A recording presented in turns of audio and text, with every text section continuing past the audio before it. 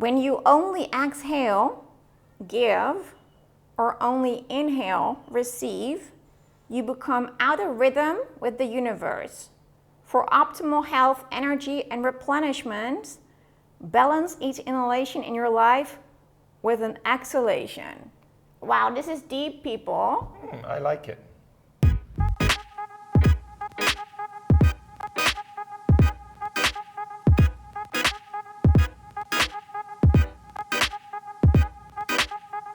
Welcome to this new episode, and today I am here with Johnny because Yala, who was supposed to be here, is late. Yeah, you know, they call me Johnny, but you can call me tonight. Silly joke, silly joke. Yeah, Yala's not here because she had a yoni massage, but she'll be here soon.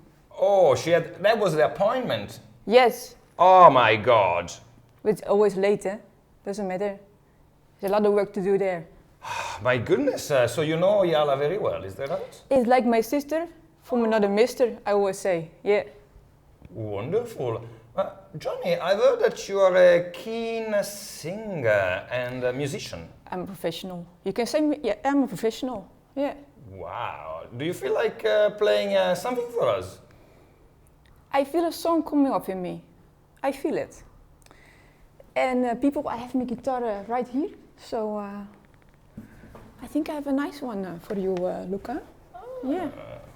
Whilst we wait for Yala to come. Is it gonna be deep in my heart, this song? Wise men say only fools rush in, but I can't help falling in love with you.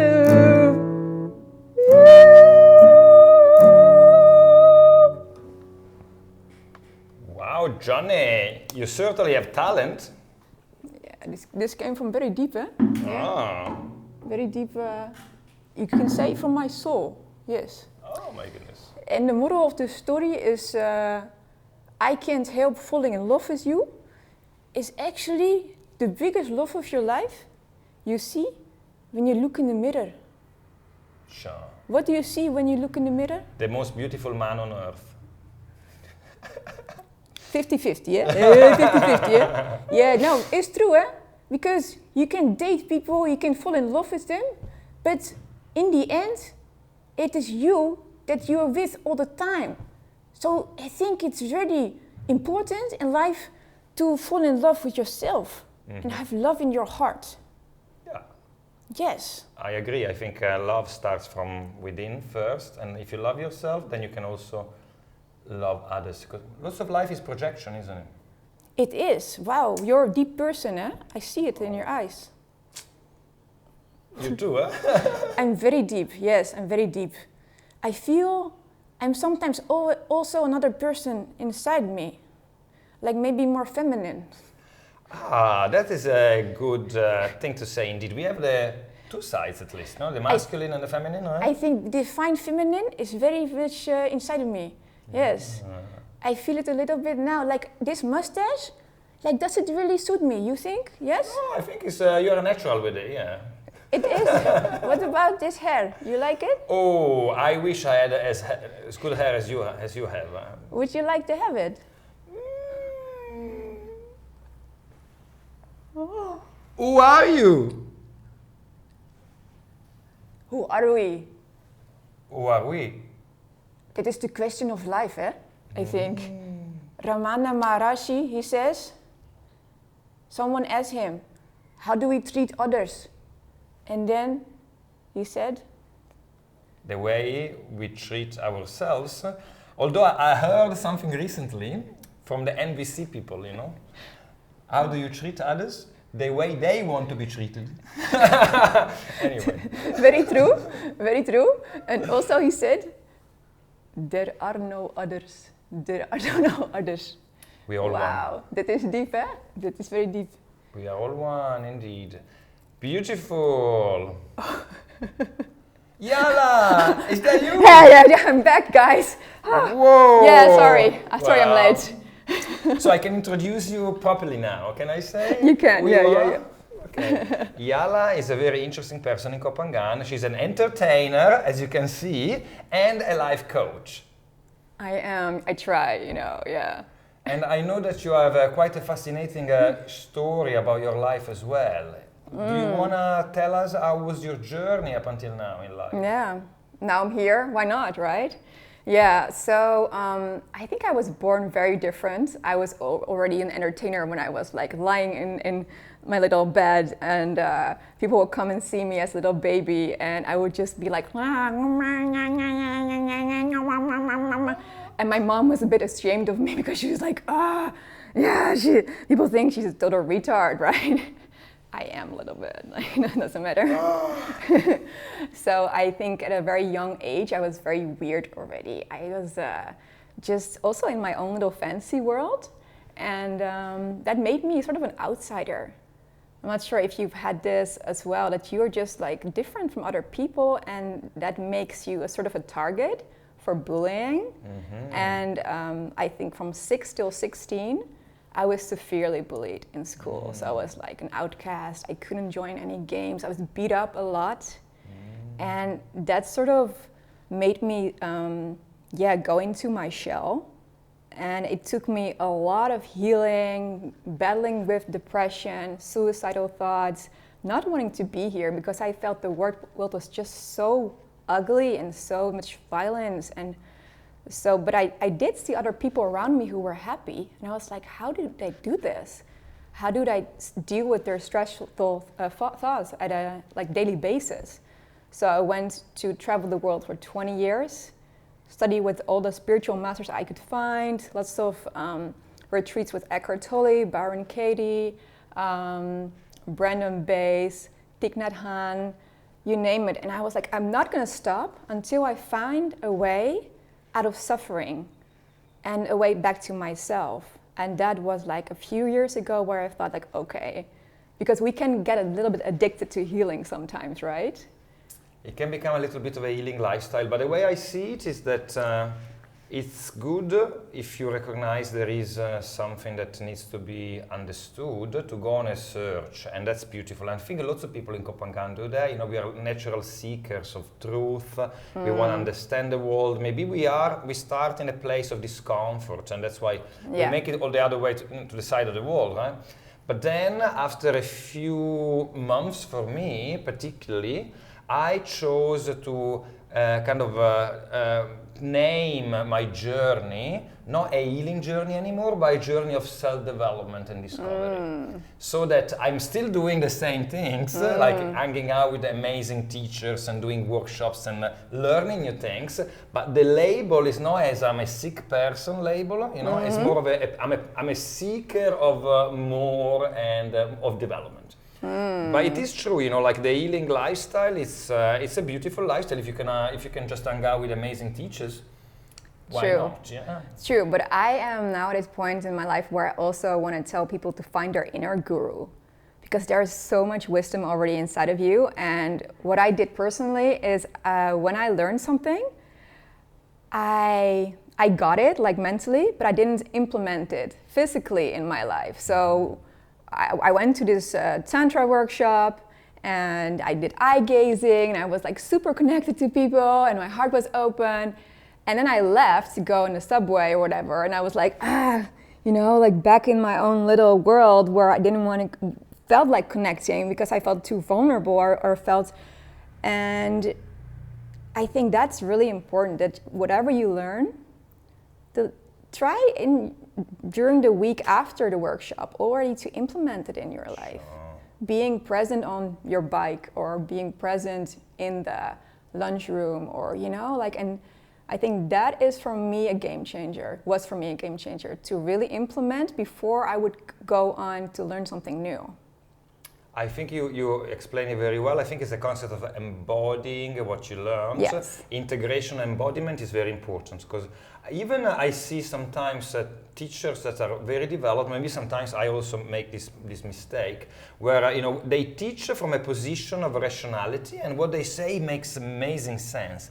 But then in their own life, you see they don't live it, right? I absolutely because agree. it's difficult. Yeah. It's difficult. Yes. Everybody's got this ideal of a lifestyle that is healthy, connected, successful, present. But then on a day-to-day basis, some people embody more than others. But the challenge for me too, I think, is to embody more what I learned rationally, to put it in the subconscious, so it becomes a new pattern almost, a habit.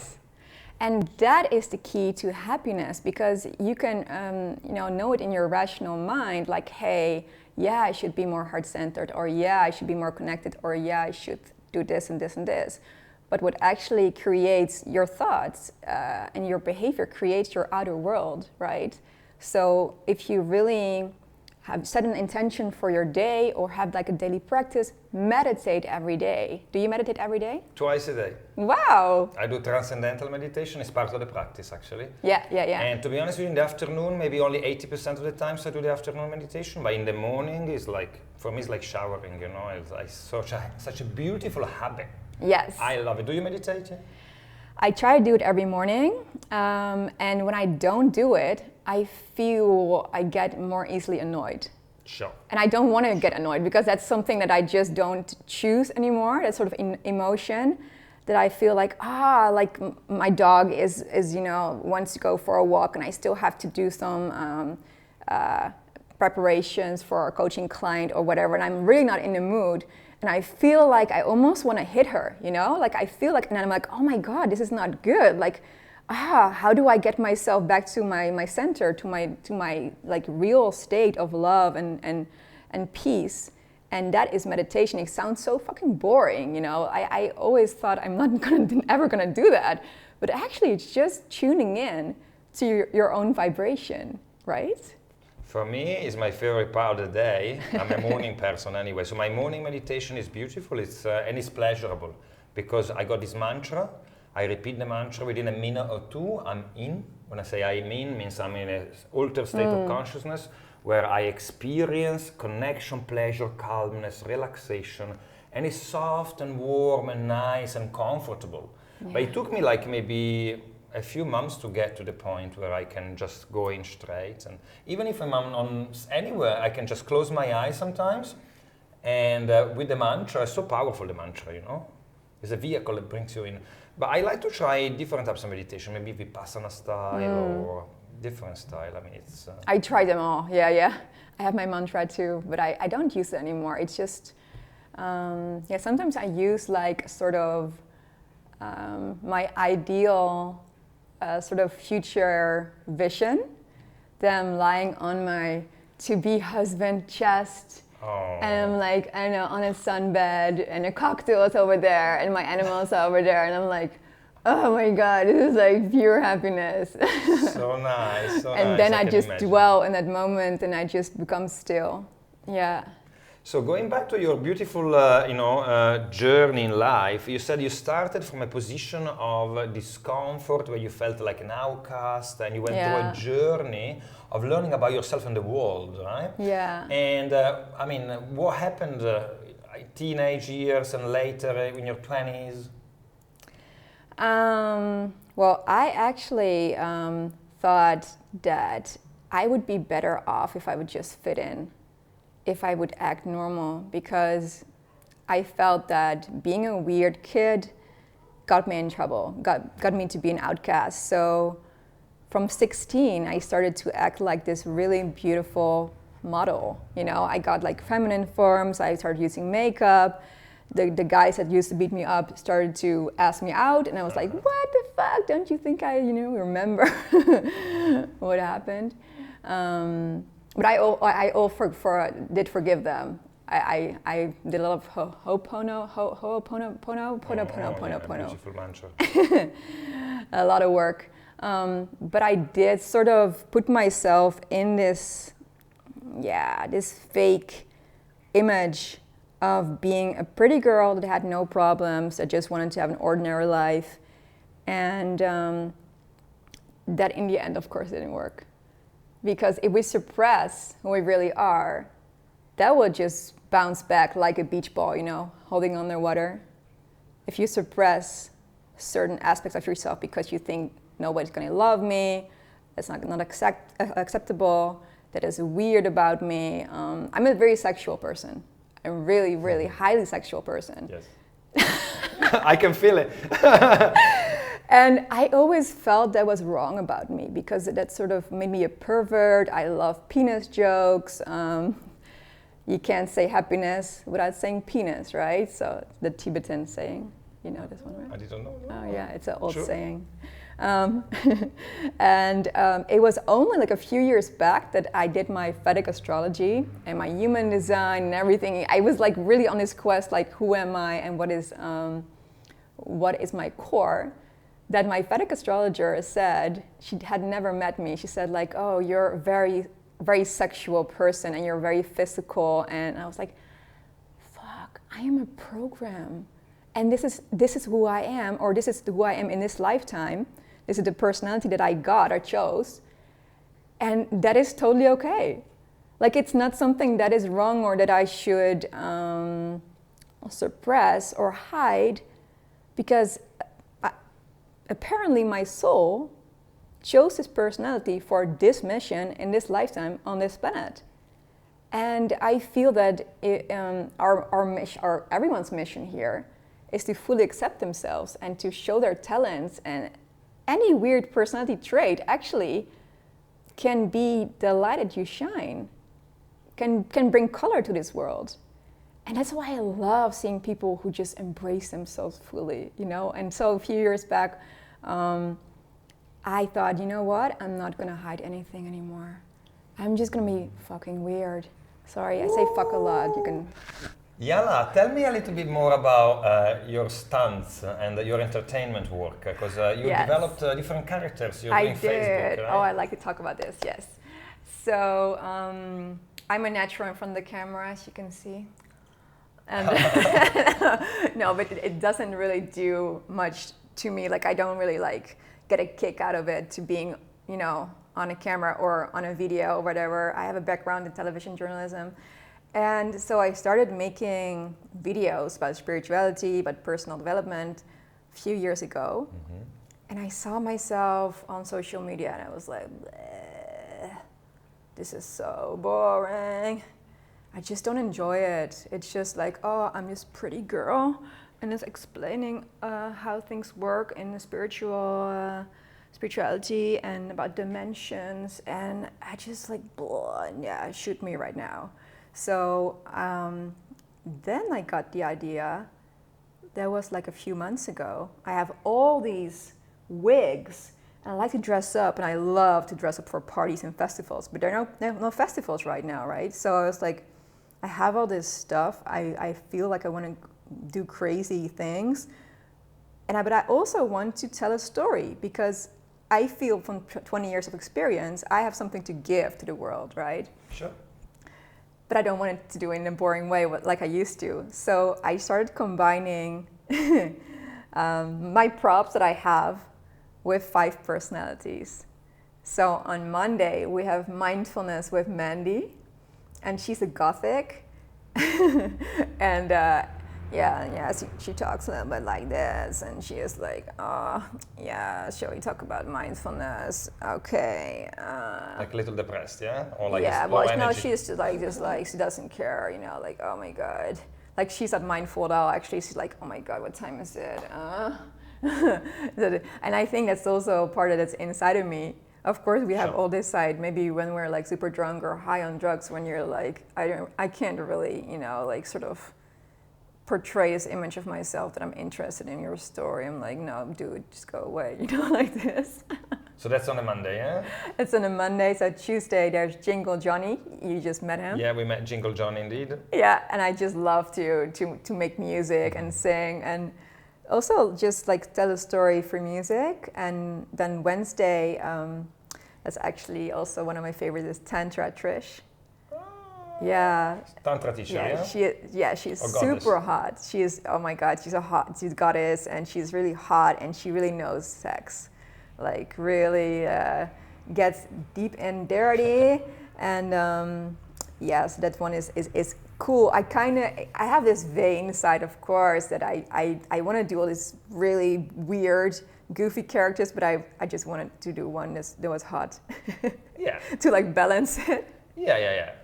You say these are also expression of your personality, so you have True. different. Yeah, I like to go like for cocktail night with the girls and go clubbing and just like really dress up and be like, woo, you know. I have like a tiny bit of ego left. Good, it's the individual, there's also the ego, right? Yes, Yeah. just befriend your ego. And Thursday is Positive Pete. Yeah, he has like two little like ponytails in his beard, and he's just really. Positive emotions and happiness are the ultimate goal. Happy people are actually the most successful in theory, even if they got no money, no power, nothing else. I sometimes feel that being quite intelligent can actually be a sort of hindrance. Yes, a hindrance for happiness, because you're like thinking, overthinking all the time. Maybe you're familiar with this. Personally, I went through like different phases in life. I feel I'm a lot happier now compared to like back in the days. Although I got to know about nihilism and about relativism. Nihilism? What is this? Nihilism is, the philosophy that says there is no meaning in life, everything is meaningless, meaning is attributed by society. Yes, I know that from NLP. And it's a very difficult philosophy to really kind of get the grasp of. Lots of people are nihilistic unconsciously, and nihilism is inside everybody, but then there's different ways of dealing with it. Some people say that Buddhism is a nihilistic religion or philosophy. So nihilism is also emptiness, but also detachment. So it could be, self-harm or hurting others because, nothing really matters anyway. Yes, yeah. Or it could be, there is a space, it's a space of peace and detachment, and I find that. I mean, I'm really simplifying here because it's a major philosophical branch, nihilism. But when you get to know stuff like that, then you start doing inquiry. I learned about free will. I looked into free will. Do we have free will or not? That took me about 3 weeks where I was really wiped out. And so I got to know more about these philosophical theories that sometimes make your life worse, in the short term at least. And then you have to create your own meaning, And I suppose doing this little project like this YouTube channel and all the things I'm doing, it's a way to manufacture some sort of meaning and make me connect with people like you and just spend an hour, enjoy, and that's life. Yeah, beautiful. It reminds me of that sentence. I think it's from NLP, that nothing has meaning of itself until we give it meaning, right? I think that there was like once I had a friend over and she had like a difficult marriage with her husband, and she expressed to me, because she was seeing other people, and she said, "Oh Yala, I so wish for the day that I find out that my husband has a mistress, because then I don't feel so guilty anymore." And I was like, this is so crazy. Like, if someone else would say this with a different, that's like a different meaning, it would be like the worst day of their life, Sure. Yes. And also a very close philosophy to nihilism in some ways, hedonism, which is, that's my style. the seeking of pleasure for pleasure itself. But these things are present. They're inside us. They're out there. And you can taste from whatever you want. Balance is the balance. Is the answer for me. Trying to find a balance where I feel grounded and calm, as well as excited and stimulated. And finding this balance. Come to Kopangan, everyone. If you're heart-centered and fun. Yes, that's like a commercial for the island. We can do it. Yeah, we could. Yala, thank you very much for being here today. And we're gonna do. Yeah, I think we have like 1 day left of the week that I didn't explain. Who is it? It is. Wow, what's happening now? What is happening, people? I'm not sure. Where is Yala going? Where is Yala going? I feel she's vanishing. I feel something is happening. Because on Friday, we have Tarot Tina. Hi, folks. We're just gonna do like a very quick card reading. Just shuffle the cards real quick. How's my hair? Is it good? Perfect. Amazing. All right. I have my angel cards with me. Oh, a little bit of hair in my eye. I'm gonna pick a card for humanity for today.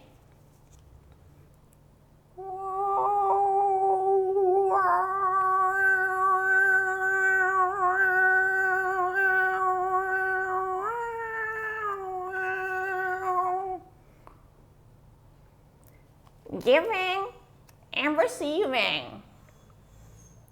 The entire universe operates in cycles similar to your inhalations and exhalations. When you only exhale, give, or only inhale, receive, you become out of rhythm with the universe. For optimal health, energy, and replenishment, balance each inhalation in your life with an exhalation. Wow, this is deep, people. I like it. What do you like about it?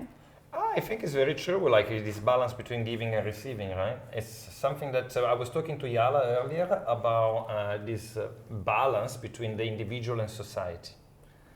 You know, the card kind of talks about it as well. Wow, synchronicities, people. Yeah. All right, Luca, thank you so much. Let's have some synchronicity. Yeah? Actually, I stopped drinking alcohol, but we can go for a green tea if you like.